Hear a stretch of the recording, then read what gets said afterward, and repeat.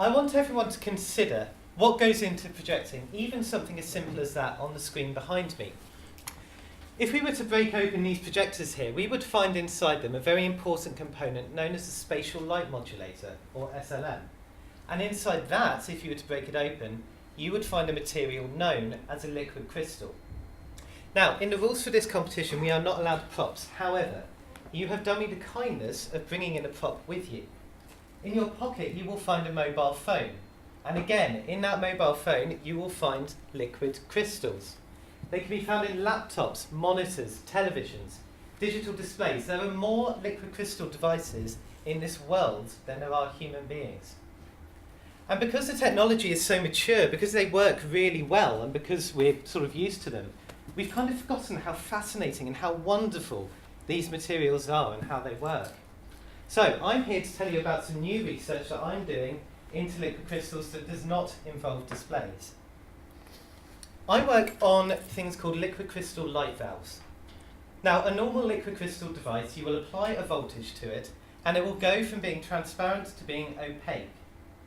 My light valves do the same thing, only they use light intensity to make them go opaque.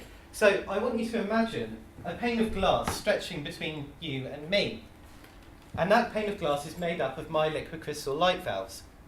It's completely transparent, you can see me, until I decide I'm going to blind my competitors over there using a laser pen. I get out my laser pen, I shine it in their eyes, but as soon as it hits the light valve, it will go dark and it will go opaque in that area where the laser pen has hit it, protecting them from any damage. We've actually developed goggles made of these kind of devices which we can give to pilots, protecting their eyes from any children who shine laser pens in cockpits. That's something we did with the STL a couple of years ago and is in production now. Furthermore, they can be used to produce holograms, but holograms that move, dynamic holograms. We can actually store data on them, so they can work a little bit like hard drives or flash drives, only storing data as light as opposed to storing it as electricity. My research involves looking at new materials and new ways of addressing these light valves that makes them more efficient, makes them work at lower voltages, makes them more sensitive to light, and also makes them last a lot longer.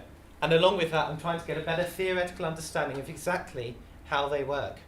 But I want you to remember that this is only one very small aspect of liquid crystal research that is not to do with displays, that is not to do with projectors. There is so much more coming. And believe me when I tell you, when it comes to liquid crystals, you really haven't seen anything yet. Thank you very much.